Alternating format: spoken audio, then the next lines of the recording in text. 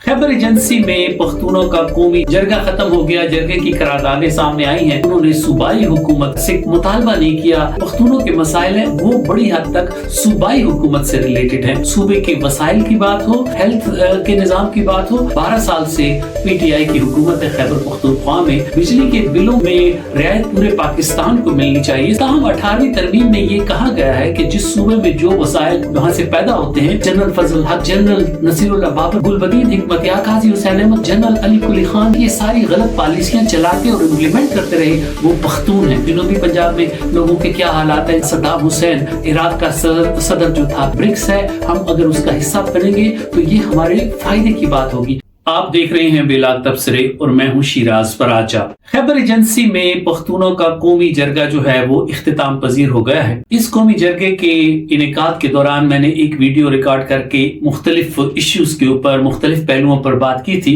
वो वीडियो हम पोस्ट नहीं कर सके क्योंकि इतवार के दिन जब ये वीडियो हमने पोस्ट करने की कोशिश की तो इंटरनेट की अदम दस्तयाबी की वजह से ऐसा नहीं हो सका। वो वीडियो हम पोस्ट कर देंगे। बहरहाल जरगा खत्म हो गया। जरगे की करारदादें सामने आई हैं। पख्तून जरगे ने जो करारदादें मंजूर की हैं उसमें जो बात बड़ी यानी कंस्पिक्वस है, बड़ी वाज़ेह तौर पे नजर आ रही है, वो ये है, जो मिसिंग है कि उन्होंने सूबाई हुकूमत से कोई ऐसा मुतालबा नहीं किया, सख्ती से जोर देकर कोई मुतालबा नहीं किया, क्योंकि जो पख्तूनों के मसाइल हैं वो बड़ी हद तक सूबाई हुकूमत से रिलेटेड हैं। सूबाई हुकूमत 18वीं तरमीम के बाद बहुत सारे मामलात में बाइख्तियार हो चुकी है, चाहे वो सूबे के वसाइल की बात हो, चाहे वो अमन व अमान की बात हो, चाहे वो बेरोजगारी के खात्मे की बात हो, गुर्बत के खात्मे की बात हो, हेल्थ के निजाम की बात हो, उसमें बड़ा काम जो है वो सूबाई हुकूमत का है। पिछले 12 साल से पीटीआई की हुकूमत है खैबर पख्तूनख्वा में और ये हुकूमत बाइख्तियार हुकूमत है।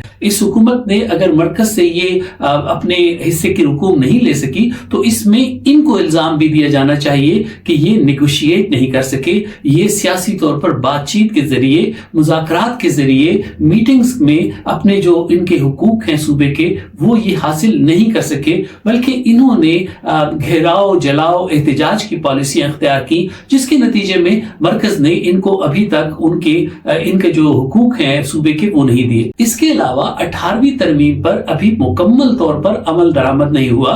इस्लामाबाद में बैठे हुए ब्यूरोक्रेट्स जो हैं वो ये समझते हैं और उनका ये ख्याल है कि सूबों में इतनी कैपेसिटी नहीं कि वो अपने मामलात मैनेज कर सकें, जो कि बिल्कुल गलत ख्याल है, जिससे मैं स्ट्रांगली डिसएग्री करता हूं। सूबों को मरकज के साथ इस मामले पर बहुत सीरियस अंदाज से बात करनी चाहिए और सूबाई हुकूमतों को बात करनी चाहिए, क्योंकि वो सूबे के अवाम की नुमाइंदा होती हैं। लेकिन अगर वो हुकूमतें अपने साथ दीगर सियासी कुव्वतों को अपने अपने सूबों में जो वो समझते हैं कि अवामी ख्वाहिशात, अवामी मुतालबात में कोई किरदार अदा कर सकते हैं, वो इंटरेस्ट ग्रुप्स, प्रेशर ग्रुप्स, उनको साथ मिलाकर वो विफाक से मुतालबा कर सकते हैं। सूबाई हुकूमत को ये लीड करना चाहिए। ये जो जरगे की करारदादें सामने आई हैं इसमें सूबाई हुकूमत के हवाले से कोई स्ट्रॉन्ग जो है मौकिफ नहीं अपनाया गया, जो मैं समझता हूं कि कमी है। जहां तक बिजली के बिलों की बात की गई है, बिजली के बिलों की में रियायत पूरे पाकिस्तान को मिलनी चाहिए, सिर्फ पख्तूनख्वा को नहीं मिलनी चाहिए।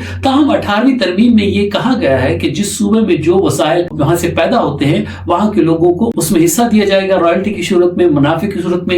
एक बात और उसमें शामिल की जा सकती है कि जिस सूबे में जो चीज पैदा हो, जैसे हम बिजली पैदा करते हैं या बलूचिस्तान गैस पैदा करता है, तो उस सूबे के लोगों को वो जो सहूलत है, वो जो फैसिलिटी है, वो जो सर्विस है वो पहले मिलनी चाहिए। और जो पसमानदा इलाके हैं उनको कुछ जिस तरह के बहुत 200 यूनिट से कम बिजली इस्तेमाल करने वालों को रियायतें दी गई हैं, उनको कुछ रियायत दी जानी चाहिए। ये मुतालबा यानी बातचीत के जरिए एक नेगोशिएटेड हल पर आप पहुंच सकते हैं कि खैबर पख्तूनख्वा के लोग, साबिका कबायली इलाकों के जो लोग हैं, उनको बिजली जो है वो रियायती नरखों पे मिलनी चाहिए। वो 5 रुपए हो या 15 रुपए हो या 20 रुपए हो, उस पर बात हो सकती है। लेकिन इसके साथ साथ पख्तूनों को, जो पख्तून जरगा उन्होंने मुनक्किद किया, वो पूरे पख्तूनों की नुमाइंदगी कर रहे थे। तो मैंने अपनी पिछली वीडियो में भी कहा कि हमें खुद अपने गिरबान में भी झांकना चाहिए, हमें अपने लोगों को को बताना चाहिए कि अगर आप बिजली इस्तेमाल करेंगे तो आप बिल देंगे।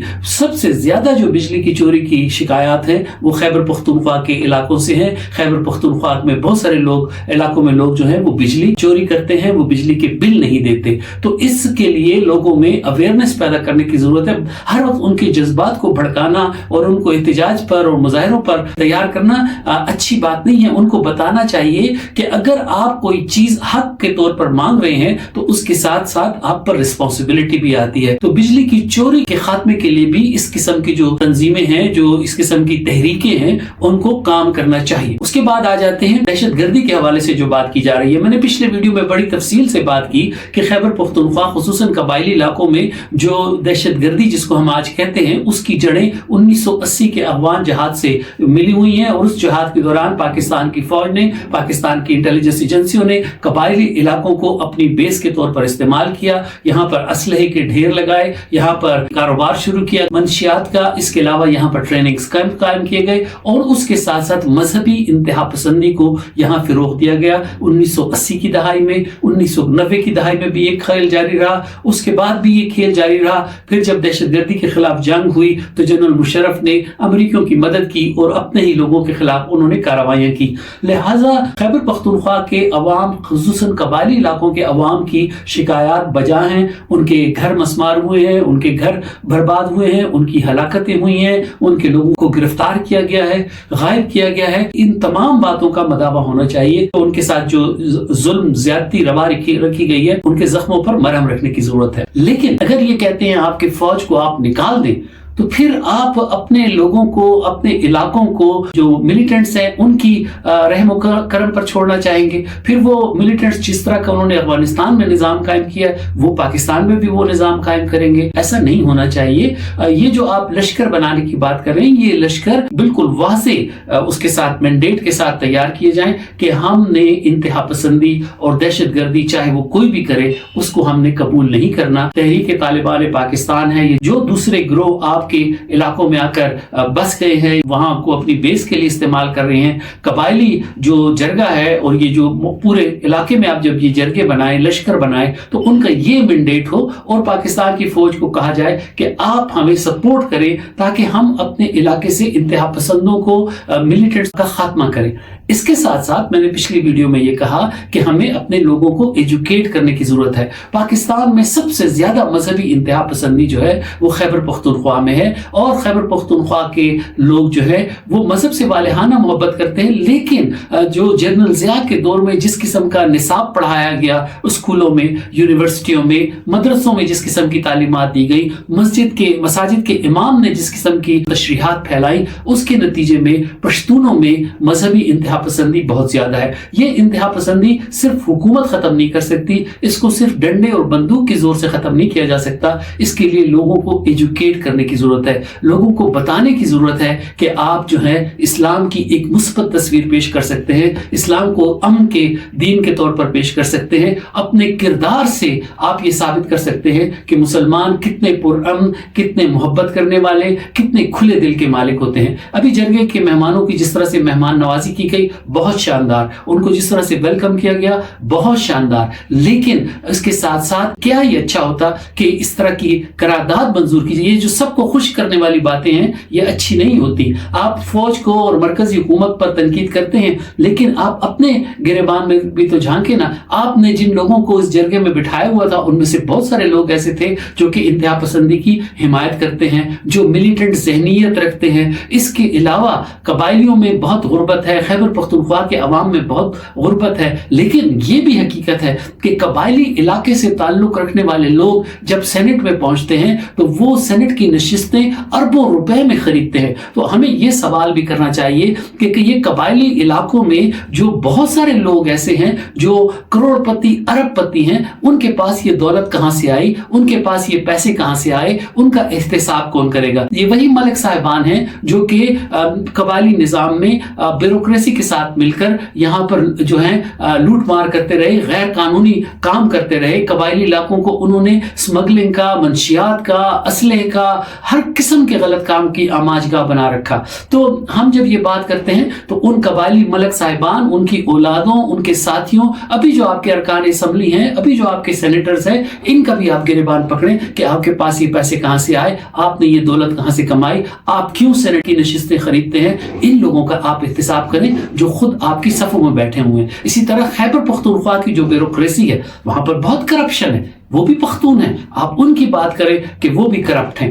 پاکستان کی مسلح افواج میں پنجابیوں کے بعد دوسرے نمبر پر جو بڑی تعداد ہے وہ پختونوں کی ہے. کیا جنرل فضل الحق جو تھا وہ پختون جنرل نہیں تھا؟ کیا جنرل نصیر اللہ بابر پختون نہیں تھا؟ کیا گلبدین حکمتیار پختون نہیں ہیں؟ کیا قاضی حسین احمد پختون نہیں تھے؟ کیا جنرل علی قلی خان جو ہیں وہ پشتون نہیں ہیں؟ آپ گنوا کے دیکھ لیں. فوج میں بہت بڑی تعداد میں جو آفیسرز ہیں، جو جرنیل ہیں، جو کہ یہ ساری غلط پالیسیاں چلاتے اور امپلیمنٹ کرتے رہے، وہ پختون ہیں. تو پختونوں کو اس پر غور کرنا چاہیے کہ ہم اپنے اندر سے انتہا پسندی کیسے ختم کریں گے، ہم اپنی صوبائی حکومت کو کیسے پریشرائز کریں گے. کیونکہ آئین نے تو آپ کو حق دے دیا، 18ویں ترمیم نے تو آپ کو حق دے دیا. اب یہ حقوق آپ کو کون لے کے دے گا؟ آپ کی صوبائی حکومت لے کے دے گی. اور پختونوں نے یہ تیسری مرتبہ ہے کہ بہت بھاری اکثریت سے پی ٹی آئی کو کامیاب کروایا ہے. تو کیا پی ٹی آئی کی یہ ذمہ داری نہیں بنتی صوبائی حکومت کی کہ وہ اپنے صوبے کے حقوق حاصل کرے؟ اسی طرح آپ کے ہاں جو سماجی برائیاں ہیں،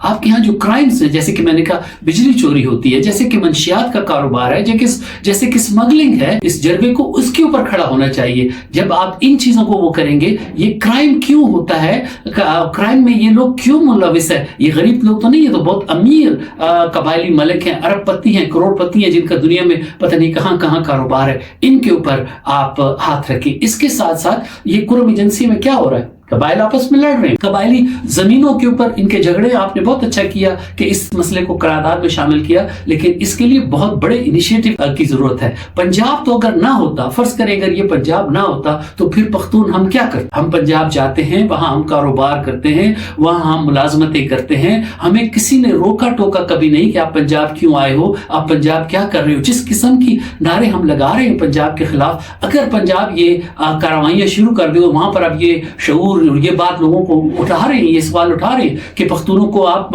مانیٹر کریں، وہ ہمارے صوبے میں کیوں آ رہے ہیں. اللہ نہ کرے کہ ایسا کچھ ہو کہ پنجاب میں آپ کے جانے پر ریسٹرکشن لگ جائیں، پنجاب میں آپ کاروبار نہ کر سکیں، پنجاب میں آپ جائیداد نہ خرید سکیں، کیونکہ وہ یہ کہیں گے کہ آپ ہمیں برا بھلا کہتے ہو، آپ ہمیں گالیاں دیتے ہو. تو کیا پھر آپ پنجاب پر لشکر کشی کریں گے؟ کیا پھر پنجاب کے ساتھ آپ جنگ کریں گے؟ پنجاب آپ کے لیے بہت بڑی اپرچونٹی آپ کو مہیا کرتا ہے کہ آپ پنجاب میں جا کر آزادی کے ساتھ سفر کر سکتے ہیں، وہاں پر رہائش اختیار کر سکتے ہیں، وہاں پر کاروبار کر سکتے ہیں، وہاں پر پراپرٹیز حاصل کر سکتے ہیں، ان میں رشتے کر سکتے ہیں پنجابیوں میں. اور یہ ایسا ہی رہنا چاہیے. یہ جو باہمی تعلقات ہیں انہیں بہتر کرنا چاہیے. میں نے پچھلی ویڈیو میں کہا کہ پنجاب کے لوگ جتنے مظلوم ہیں اتنے بہت سارے پختون بھی نہیں ہیں. جائیں جا کر دیکھیں کہ جنوبی پنجاب میں لوگوں کے کیا حالات ہیں، جائیں جا کے دیکھیں کہ پنجاب کے دیہات میں لوگوں کا کیا حال ہے. صرف لاہور کو آپ مت دیکھیں، صرف آپ فیصل آباد اور پنڈی کو نہ دیکھیں اور اسلام آباد کو. پنجاب کے 3-4 شہروں کا نام نہیں ہے. پنجاب 12 کروڑ آبادی کا صوبہ ہے اور اس میں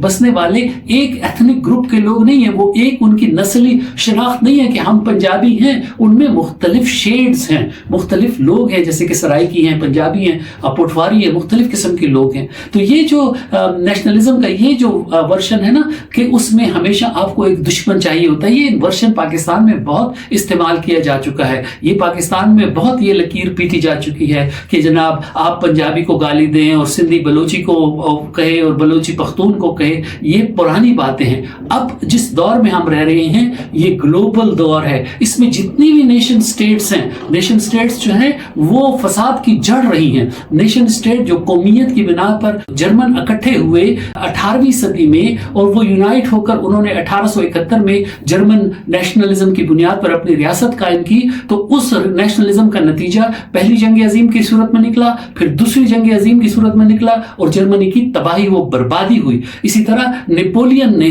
بربادی کی فرینچ نیشنلزم کے نام پر. برطانیہ نے جب نیشنلزم کو استعمال کیا تو اس سے انہوں نے بے پناہ نقصان اٹھایا. یورپ میں سینکڑوں سالوں تک قتل عام ہوتے رہے نیشنلزم اور مذہب اور قومیت کے نام پر. یہ جو سوویت یونین جب قائم رہا تھا تو آپ دیکھیں کہ ایک بہت بڑی ریاست جو تھی وہ قائم ہوئی جس میں کہ سینکڑوں نیشنلٹیز کے لوگ اکٹھے इक्वल शहरियों के तौर पर रहते थे। जब सोवियत यूनियन टूटा तो आप देखें कि साबिक सोवियत रियासतों में जो है वो झगड़े हो रहे हैं। याद रखिए कि अमेरिका का, मगरिब का मफाद इसमें है कि वो कौमियत को और मजहब को और फिरका परस्ती को इस्तेमाल करके जो है वो दूसरे ममालिक से उनके वसाइल हासिल करते हैं, वहां पर जाकर इंपीरियल पॉलिसियां अपनाते हैं और बड़ी बड़ी कारपोरेशंस जो हैं वो मुनाफा कमाती हैं। सद्दाम हुसैन इराक का सदर जो था वो कोई फंडामेंटलिस्ट नहीं था, लेकिन सद्दाम हुसैन को हटाया गया, उसके खिलाफ खुदकशी की गई और फिर उसको जब फांसी दी गई,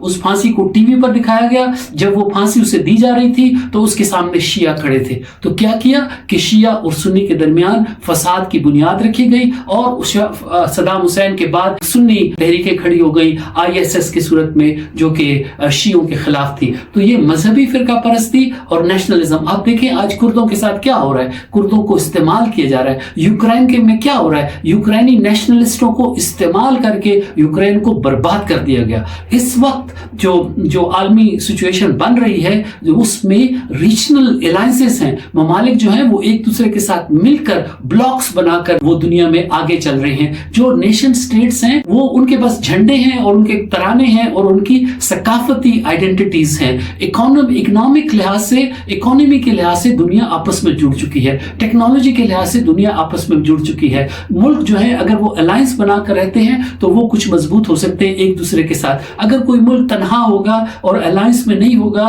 और दुनिया के साथ इकोनॉमिकली नहीं जुड़ा होगा, वो रियासत सर्वाइव ही नहीं कर सकती। तो हम एक ऐसे दौर में हैं कि जहां नेशन स्टेट जो 300 साल पहले वजूद में आई थी, वो नेशन स्टेट जो है अब कमजोर हो चुकी है। अब उसकी वो सारी नेशन स्टेट्स आप देख लें, यूरोपीय यूनियन वालों ने क्या किया, उन्होंने एक सुप्रा नेशनल स्टेट कायम की और उसके अंदर फिर जो है नेशन स्टेट्स मौजूद हैं और उसमें अब फ्रिक्शंस हैं। लोग फार राइट की जो तंजीमें हैं, नेगेटिव पॉलिटिक्स करती हैं, वो पॉपुलर हो रही हैं, लेकिन यूरोपीय यूनियन एक उन्होंने स्पेस क्रिएट कर दी।